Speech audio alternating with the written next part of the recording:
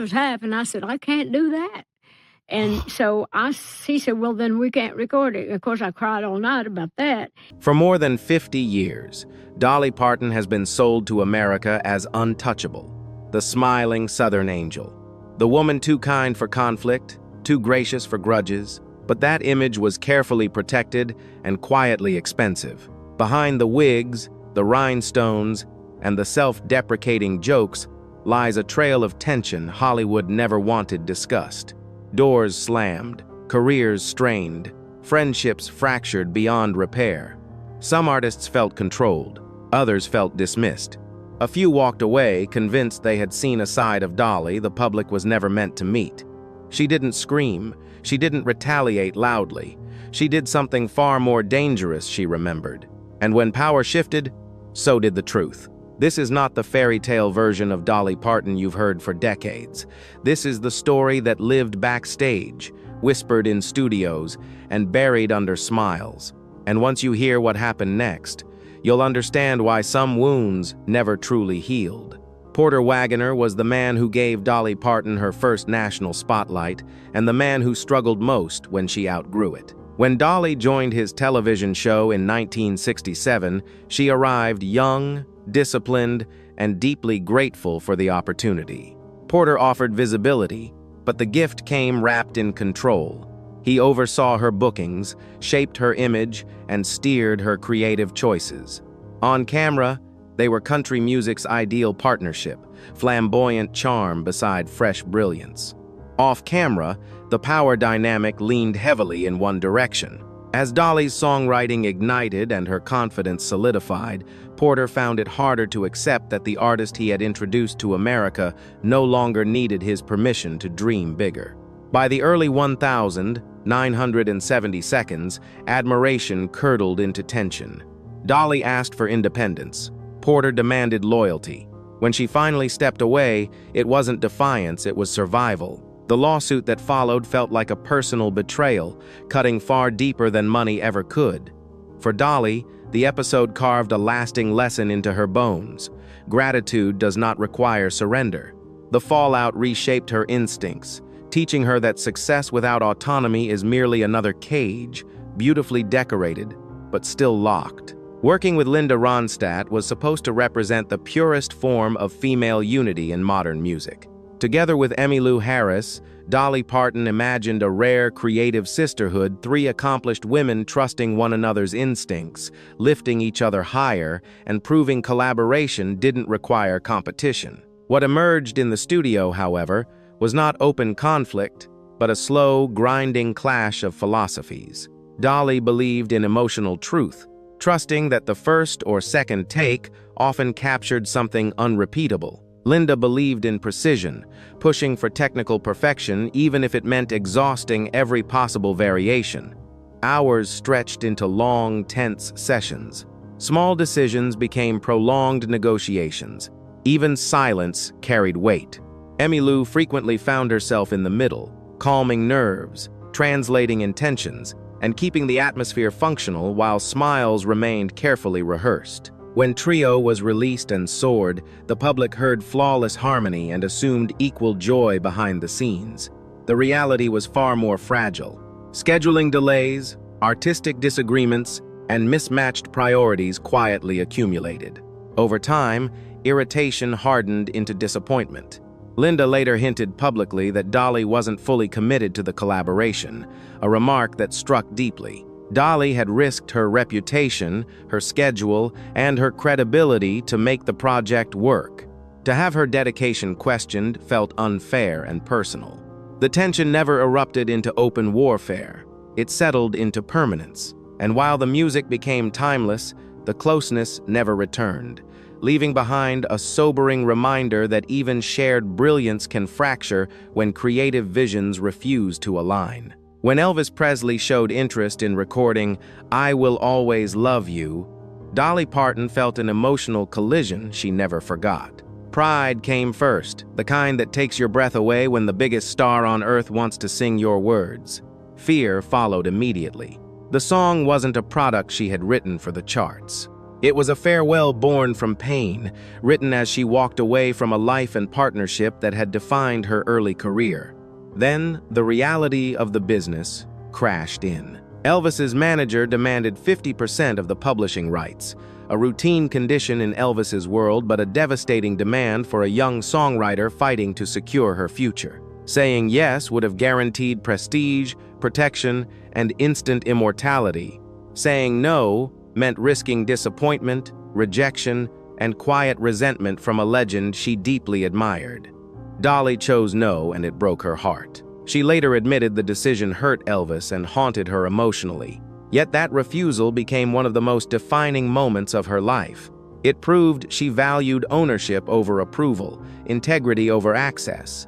Years later, when the song conquered the world, history confirmed her instinct, even as the lost collaboration remained one of music's most haunting what-ifs. Dolly Parton almost never engages in public conflict, which is why the events of 2008 stunned both her fans and the industry. When Howard Stern aired a manipulated audio segment that stitched together Dolly's voice to sound obscene and cruel, it crossed a line few expected him to cross. This wasn't satire or edgy humor. It was a deliberate distortion designed to humiliate. For Dolly, a woman who had spent decades protecting her image with discipline and care, the moment felt deeply violating. She broke her usual silence and described the experience as humiliating and heartbreaking. Stern brushed off the backlash, insisting it was comedy. The public disagreed. Fans rallied instantly, recognizing the cruelty beneath the joke. Dolly refused to escalate the fight. She stepped back, allowing dignity to do the work anger could not. Years later, when she appeared on Stern's show, it wasn't forgiveness, it was control. She arrived calm, composed, and fully in charge, proving that real power often lies in restraint. When Jeff Tweedy questioned the depth of Dolly Parton's songwriting, the criticism landed quietly but sharply. He suggested her lyrics were simple, even implying that her success relied more on charm than substance. For many artists, such remarks would trigger public rebuttal or defensive interviews. Dolly chose a different path. She said nothing. Her songs were never written for academic debate. They were drawn from lived experience, poverty, faith, heartbreak, perseverance, and ambition. Measuring that kind of storytelling through abstract standards missed the point entirely. The critique revealed more about the critic's perspective than the work itself. Dolly understood something many artists never learn: legacy doesn't argue, it waits. While conversations flared and faded, her music continued to comfort, inspire, and connect across generations. The moment passed without confrontation, leaving behind a quiet lesson that time ultimately judges more accurately than critics ever can. When Whitney Houston released her version of "I Will Always Love You," the impact was seismic. The song didn't merely succeed, it dominated global culture. For Dolly Parton, the moment carried both pride and reflection. Years earlier, she had protected the song when doing so felt risky and painful. Now, that decision was vindicated in spectacular fashion.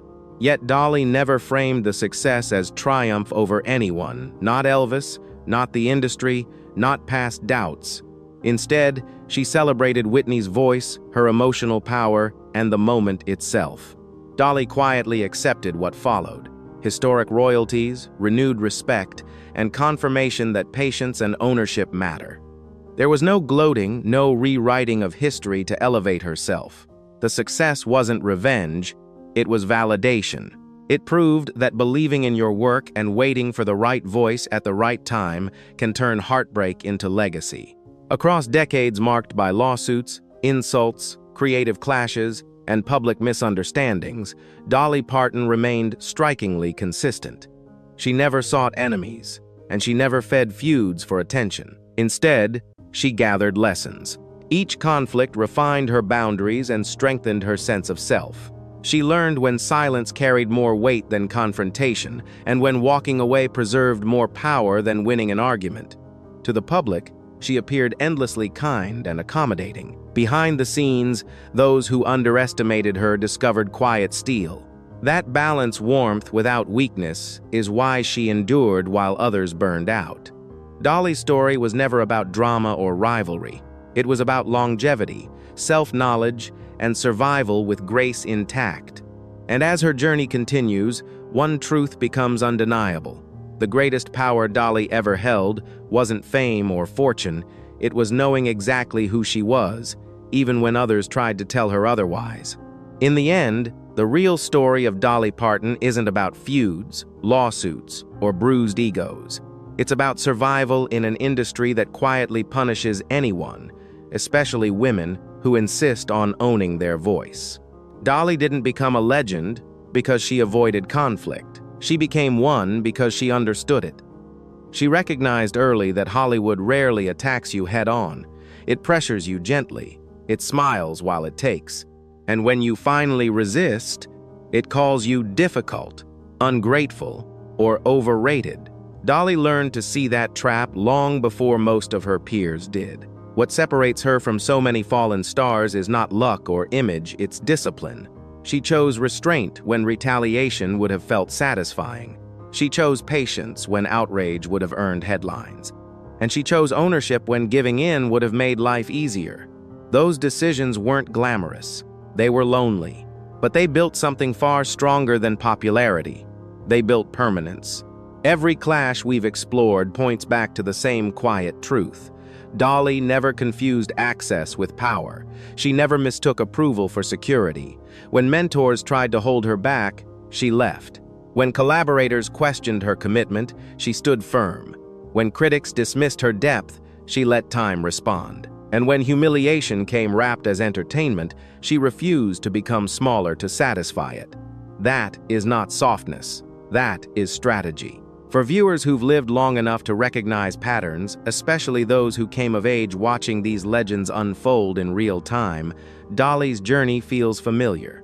Many people spend their lives negotiating respect, navigating authority, and learning when to speak and when silence carries more weight.